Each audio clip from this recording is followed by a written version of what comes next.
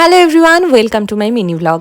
আমি সকালে অল্টারনেটিভ ডেজে জিরা ওয়াটার খাই, আর আজ দুপুরের লাঞ্চটা তো সিম্পল আর হেলদি বানিয়েছিলাম। কিন্তু ওই যে উনি বললেন ডালের সাথে আমার কিছু না কিছু চাই, নইলে আমি খেতেই পারবো না, তাই পেঁয়াজি বানিয়েছিলাম। মাঝে বেরিয়ে একটু ইন্ডিয়ান বাজার করে আনলাম। স্টারবাক্সের এই ক্যারামেল কফিটা একদিন আগে সুপারমার্কেট থেকে এনেছিলাম, তাই ভাবলাম দুজনই যখন ঘরেই আছি কোল্ড কফিটা টেস্ট করেই দেখি।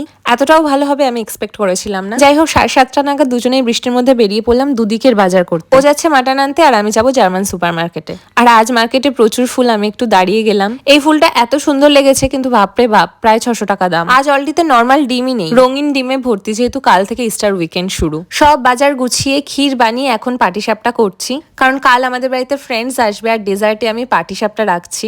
আজ গুড় আর ঘি ব্যবহার করেছি, এত সুন্দর লাগছিল। রাতে আজ আমি কর্ন স্যালাড খাবো, সাথে নিয়েছি একটা ডিম সেদ্ধ।